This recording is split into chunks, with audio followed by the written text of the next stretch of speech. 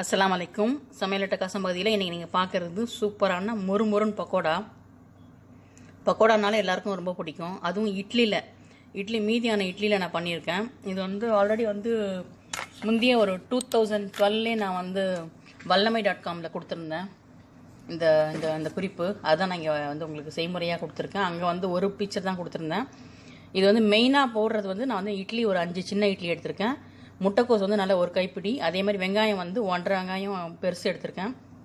Green's நம்ம இஷ்டம் தான், என்னென்ன எடுத்துக்கணும், கொத்தமல்லி, புதினா, அதெல்லாம், கருவேப்பிலை, பச்சை மிளகா, பூண்டு தட்டினது, இஞ்சி துருவுனது. ஆல்ரெடி நான் வந்து மிக்ஸ் பண்ணியே வச்சுட்டேன். அந்த கடலை மாவு, மிளகாத்தூள், இது ரவை.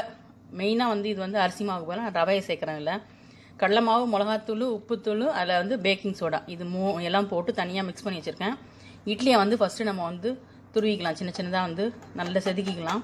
அப்போ தான் வந்து நல்லா சேர்ந்து வரும். கையால் பசுறதை விட அது மாதிரி செதுக்கிக்கலாம், இல்லை கையால் பசஞ்சும் போடலாம்.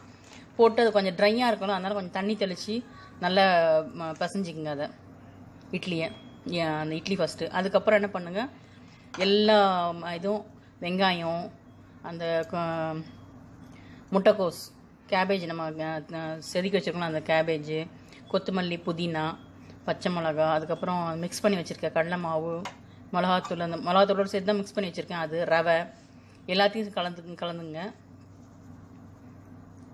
தேவையான அளவு உப்பு போட்டுக்குங்க. நல்ல கருவேப்பிலை, கொத்தமல்லி, புதினா நல்லா போட்டுங்க, அப்போ தான் நல்ல வாசனையாக இருக்கும். அதுக்குள்ளே என்னோடய சேனல் வந்து நீங்கள் இது வரைக்கும் சப்ஸ்கிரைப் பண்ணலை, புதுசாக பார்க்குறீங்க, என் சேனலுக்கு புதுசுனாக்கா கீழே சப்ஸ்கிரைப்னு ஒரு பட்டன் இருக்கும், அதை அழுத்தி கீழே இருக்க பெல் பட்டனை கிளிக் பண்ணிங்க, அப்போ தான் நான் போடுற அப்டேட்ஸ்லாம் கிடைக்கும். இப்போ என்ன பண்ணணுன்னாக்கா, வெங்காயத்தை வந்து வெங்காயம், முட்டைக்கோஸ், அந்த இதெல்லாம் இருக்குல்ல, அதெல்லாம் போட்டு கொஞ்சம் எண்ணெய் போட்டுக்கணும். எண்ணெய் போட்டு நல்லா பசஞ்சிக்கணும். அப்போ தான் வந்து உங்களுக்கு பொறுன்னு வரும். அப்படியே அந்த கடல மாவில் மிக்ஸ் ஆகும்போது நல்லா பொறுன்னு வரும். இதுலேயே எல்லாத்தையும் போட்டுக்கணும். நீங்கள் கருவேப்பிலை, கொத்தமல்லி, புதினா, கேபேஜு, ஆனியன் எல்லாத்தையும் போட்டு கொஞ்சம் ஆயில் 1 டீஸ்பூன் அளவு கையில் நல்லா ஊற்றி நல்லா விரவிட்டு, அதுக்கப்புறம் நீங்கள் அந்த கடலை மாவில் மிக்ஸ் பண்ணுங்கள். இப்போ நல்லா பெசற வேண்டியது தான் இது. அதாவது தண்ணியே விடக்கூடாது, ஃபஸ்ட்டு நல்லா எல்லாம் கோட் ஆகிற மாதிரி நல்லா பெசறணும்.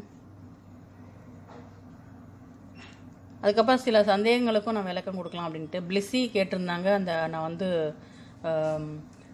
மந்தி ரைஸ் பண்ணும்போது வந்து காஞ்ச லெமன் போட்டிருந்தேன்.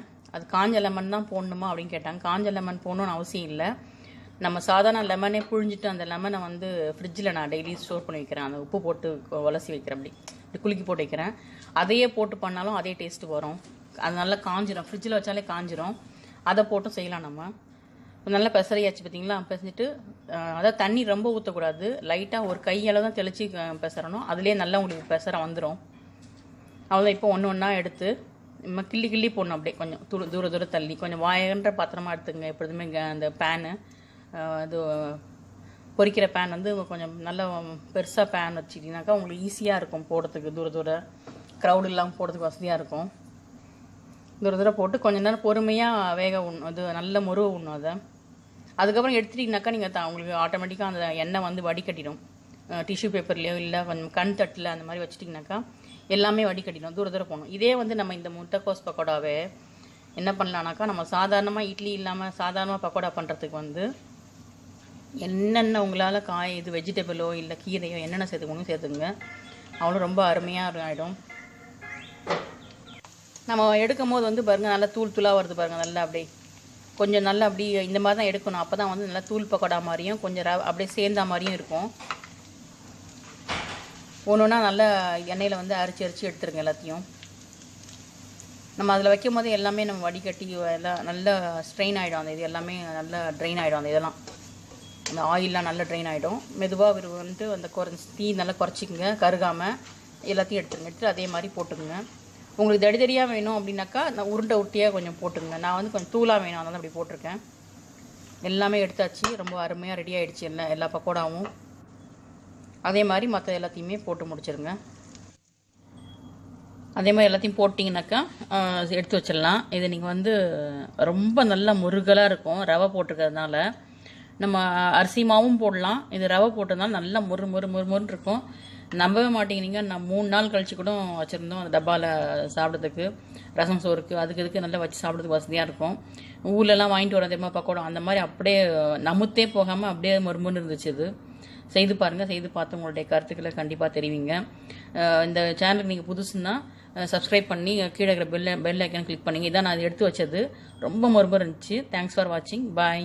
இன்னொன்று என்ன, கஞ்சியில் வந்து அப்படியே மேலே தூவி சாப்பிட்றதுக்கு ரொம்ப நல்லாயிருக்கும். வெள்ளை கஞ்சியோ இல்லை கீமா கஞ்சியோ அதில் மேலே தூவி சாப்பிட்ற மாதிரி நல்லாயிருக்கும். பார்க்கவே எவ்வளோ அப்படியே அருமையாக இருக்குது பாருங்கள். ஆனால் கருகாமல் இருக்கணும், அதுதான் மெயின் அதில். இது தேங்க்ஸ் ஃபார் வாட்சிங். ஓகே.